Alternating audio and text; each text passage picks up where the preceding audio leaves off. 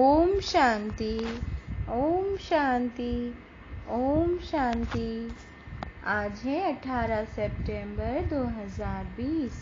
बाबा की साकार मुरली। बाबा कहते हैं, मीठे बच्चे, तुम विश्व में शांति स्थापन करने के निमित्त हो, इसलिए तुम्हें कभी अशांत नहीं होना चाहिए। प्रश्न, बाप किन बच्चों को फरमानदार बच्चे कहते हैं? उत्तर, बाप का जो मुख्य फरमान है कि बच्चे सवेरे उठकर बाबा को याद करो, इस मुख्य फरमान को पालन करते हैं। सवेरे सवेरे स्नान आदि कर फ्रेश होकर मुकर्रर टाइम पर याद की यात्रा में रहते हैं।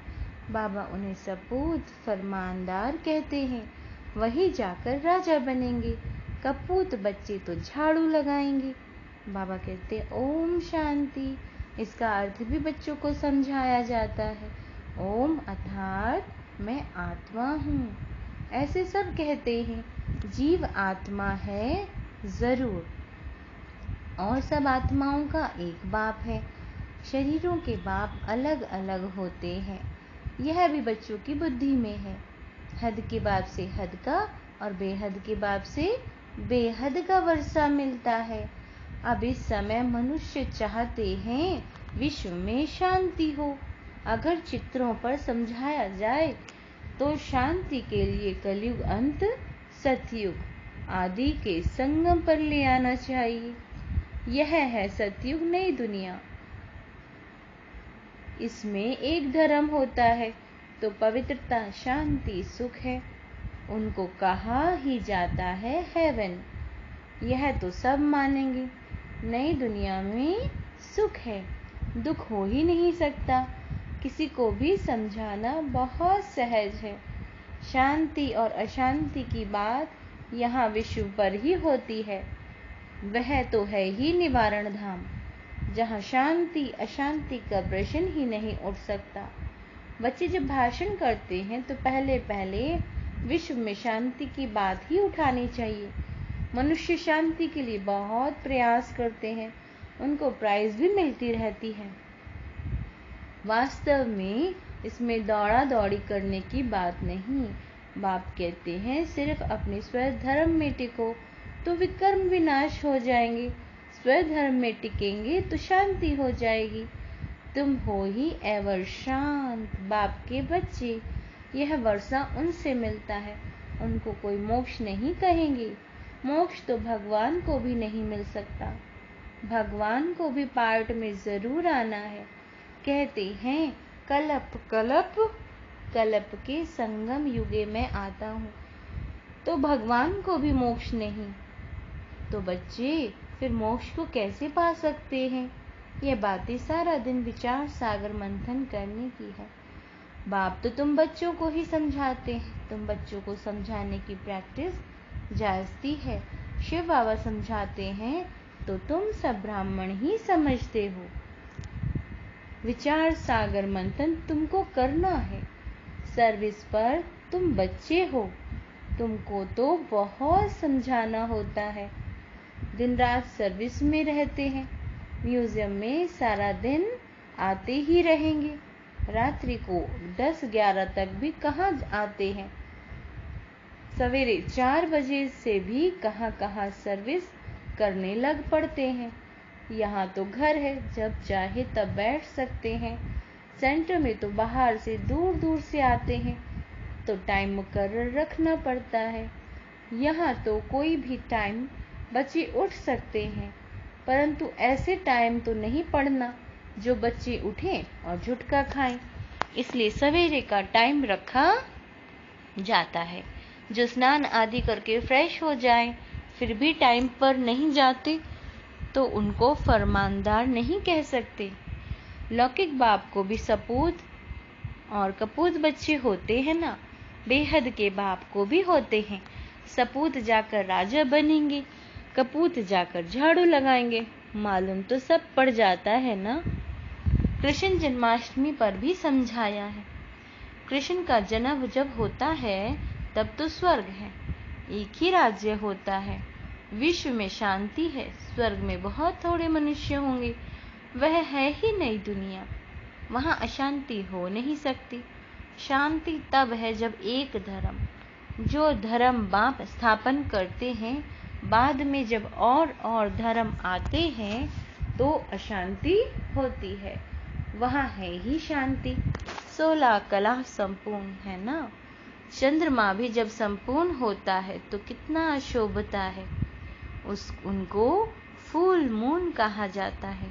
त्रेता में कहेंगे खंडित हो गया, 3/4 कहेंगे। त्रेता में 3/4 कहेंगे, खंडित हो गया ना। 2 कला कम हो गई। संपूर्ण शांति सतयुग में होती है। 25% पुरानी सृष्टि होगी तो कुछ न कुछ खिटखिट होगी। 2 कला कम होने से भी शोभा कम हो गई। स्वर्ग में बिल्कुल शांति, नरक में बिल्कुल अशांति। यह समय है जब मनुष्य विश्व में शांति चाहते हैं। इनसे आगे यह आवाज नहीं था कि विश्व में शांति हो। अभी आवाज निकला है, क्योंकि अब विश्व में शांति हो रही है। आत्मा चाहती है कि विश्व में शांति होनी चाहिए। मनुष्य तो देह अभिमान में होने के कारण सिर्फ कहते रहते हैं विश्व में शांति हो। 84 जन्म अब पूरे हुए। यह बाप ही आकर समझाते हैं। बाप को ही याद करते हैं। वह कभी किस रूप में आकर स्वर्ग की स्थापना करेंगे। उनका नाम ही है हेवनली गॉड फादर। यह किसी को भी नहीं पता हेवन कैसे रचते हैं। श्री कृष्ण तो रच ना सके। उनको कहा जाता है देवता। मनुष्य देवताओं को नमन करते हैं। उनमें दैवी गुण है, इसलिए देवता कहा जाता है। अच्छे गुण वालों को कहते हैं ना, यह तो जैसे देवता है। लड़ने झगड़ने वालों को कहेंगे यह तो जैसे असुर है। बच्चे जानते हैं हम बेहद के बाप के सामने बैठे हैं, तो बच्चों की चलन कितनी अच्छी होनी चाहिए। अज्ञान काल में भी बाप का देखा हुआ है, 6-7 कुटुंब इकट्ठे रहते हैं, एकदम शीरखंड हो चलते हैं। कहाँ तो घर में सिर्फ 2 होंगे तो भी लड़ते झगड़ते रहेंगे। तो तुम हो ईश्वरीय संतान, बहुत बहुत शीरखंड होकर रहना चाहिए। सतयुग में शीरखंड होते हैं, यहाँ शीरखंड होना तुम सीखते हो, तो बहुत प्यार से रहना चाहिए। बाप कहते हैं अंदर में जांच करो, हमने कोई विकर्म तो नहीं किया, किसी को दुख तो नहीं दिया। ऐसे कोई बैठकर अपने को जांचते नहीं। यह बड़ी समझ की बात है। क्या कहते हैं बाबा? यह बड़ी समझ की बात है। तुम बच्चे हो विश्व में शांति स्थापन करने वाले। अगर घर में ही अशांति करने वाले होंगे तो शांति फिर कैसे करेंगे? लौकिक बाप का बच्चा तंग करता है तो कहेंगे यह तो मुआ भला। कोई आदत पड़ जाती है तो पक्की हो जाती है। ये समझ नहीं रहती कि हम तो बेहद के बाप के बच्चे हैं, हमको विश्व में शांति स्थापन करनी है।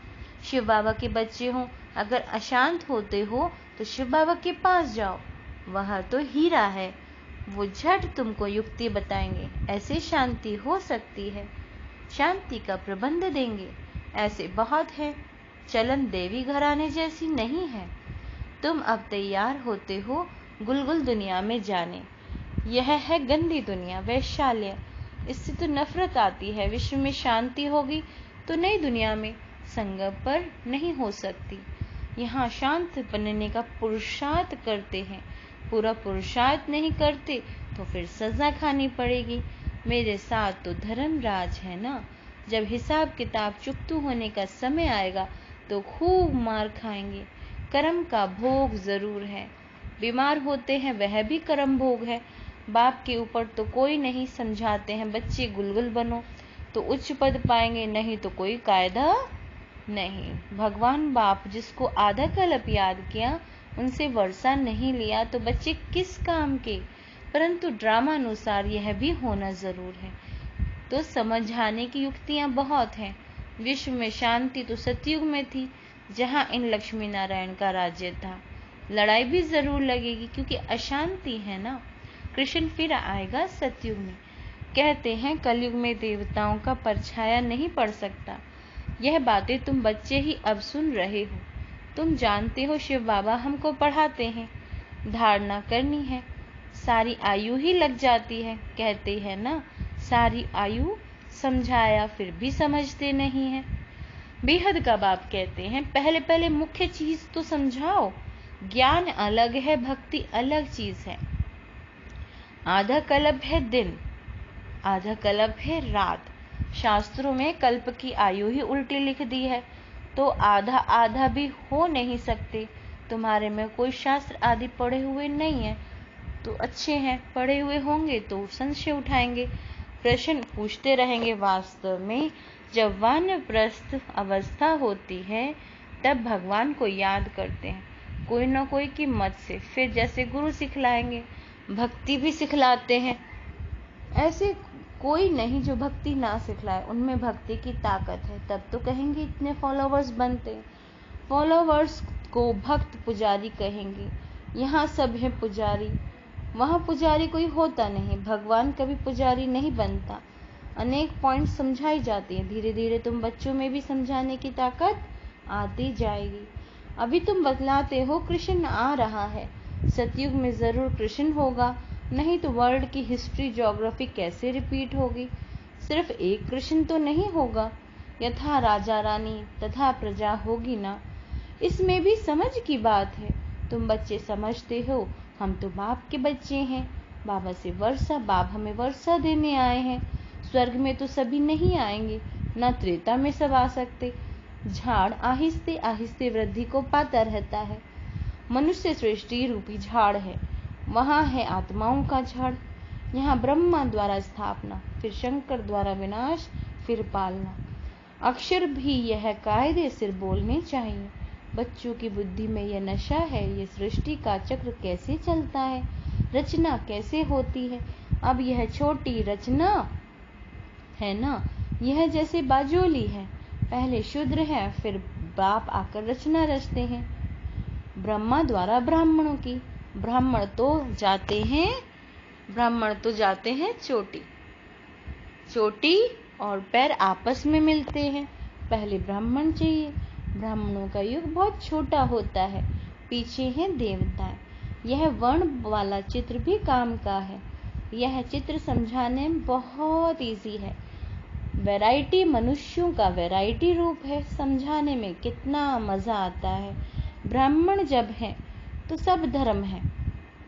शूद्रों से ब्राह्मणों का सैंपलिंग लगता है।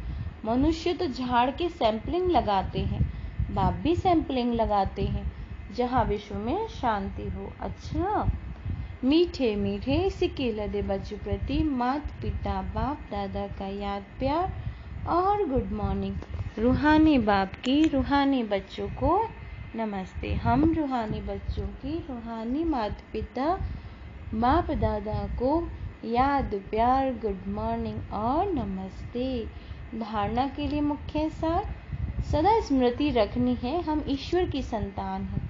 हमें बहुत शीलखंड होकर रहना है, किसी को भी दुख नहीं देना है। अंदर में अपनी जांच भी करनी है, हमसे कोई विकर्म तो नहीं होता। अशांत होने तथा अशांति फैलाने की आदत तो नहीं है। वरदान, एक बाप दूसरा न कोई। इस स्मृति से बंधन मुक्त योग युक्त भाव।